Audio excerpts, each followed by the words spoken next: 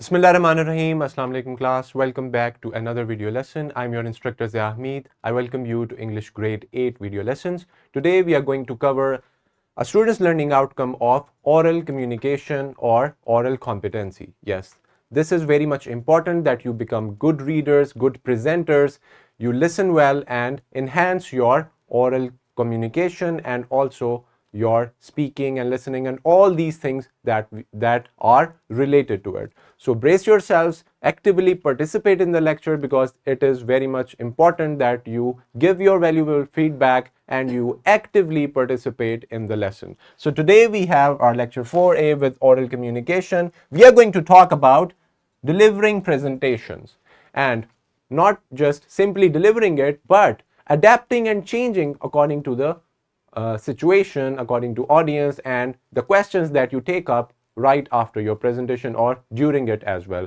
So let's read the learning outcome today. We have demonstrate increased personal confidence by managing and being able to adapt or change the content of the spoken presentation and also listening. So what is the basic purpose? The basic purpose of this learning outcome is to elevate your confidence when you are addressing different people, let's say your class fellows in the supervision of your teacher. So you don't want to lose confidence. You have to develop your confidence. And how are we going to do it? With a lot of practice. Now, we are going to see that how, according to the situation, can we change and manage in terms of some additional information. Let's say you have prepared your presentation, but you are encountered with questions, or you have to change and make a little bit of adaptations in your presentation. So do not lose confidence, be prepared for that. So this is what we are going to learn today. Here is a vertical linkage that you can see. Now, for the brainstorming session, this is a very personal question. You can answer it because you have experienced it. Think about a time when you had to give a presentation. What made you feel confident or nervous? Recall the last time you presented something in front of the class. How did you feel? Did you feel confident or did you feel nervous? Your legs were shaking maybe a little bit. But why? Why is it happening if you are not having confidence, and can we develop it as we are going to become good communicators and speakers? Yes, there is a very good chance that you can do it. Now, think about, and you can take a notebook, write all your problems that you face when you are presenting something. Are you underprepared? Do you have problem searching for the data of the topic or the subject? Are you having trouble in addressing different people? Are you so there are a lot of different problems that you can note down and then you can work on it. So let's see, what is a presentation? Why do we do it? Why do we have to present something in the class? This is to elevate your knowledge so that you can share your research and knowledge to the class and you can present anything with confidence. So a presentation, how can you define it? You can define it as a talk given out loud by one or more people. It means a presentation can involve one person or a whole group. Now, this is supposed to be just like a talk, but you are addressing a lot of people. You have to be loud enough and attract the audience to you so that they listen and they understand. So this is why present something, we select a topic, we are given it or we choose it by our own choice and then work on it. And the more practice that you do, the more it will become a very good presentation. So practice is really important. Now, how do you boost your confidence? This is the basic purpose of our learning of this SLO. One way, or maybe there are some ways that you can see, tailoring your message. It means changing it according to the situation. Consider your audience and adjust your content accordingly. For example, you prepared something for a different audience, but the audience is changed. So how do you adopt according to their level?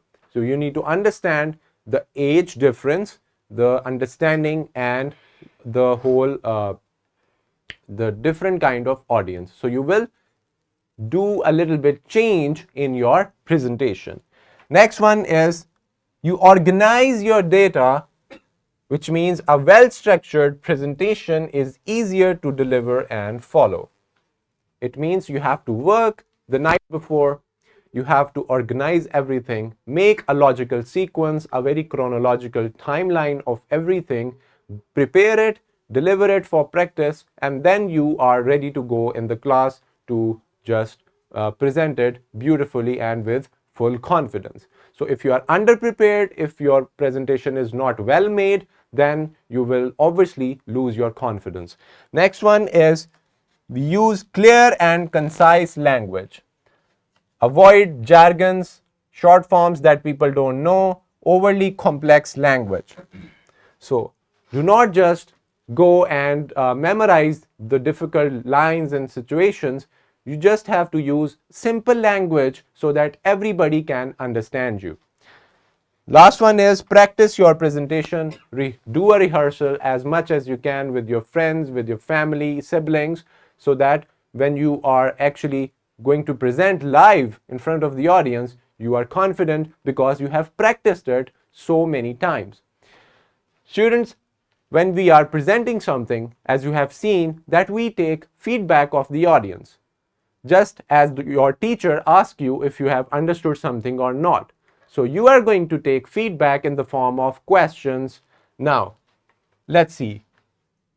Feedback is the response of the listeners. This comes from the audience that you are addressing. So feedback in presentation is the information given to the presenter. First, the presenter was given the information. Now, the presenter, the person who's presenting the presentation, is taking in the views and questions of the audience after their presentation. It can come from the audience, a teacher, or your supervisor, or a judge who is judging the presentation. Feedback can be used to help the presenter improve their skills and make their future presentations more effective and energetic and more precise and good. So feedback is very much important. Do not just present and leave or go to your seat. Wait for people, ask them one by one, announce that you're taking in questions and feedback, ask your teacher about it, and then work on yourself. So this is what we call taking feedback in the presentation, as it was part of your learning outcome. So for the classroom activity from page 66, as you can see right now, that here you have a topic to present. You have to prepare for it. You can work in groups, prepare very concise presentation on the topic that how can we contribute to the cleanliness of tourist spots in Pakistan, focusing on key points, examples, and transitions. So you need to include examples, key points, and also how it will be changed if you on the cleanliness.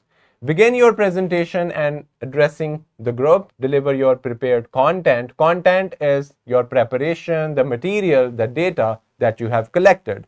Seek feedback. Seek feedback from your audience about your presentation.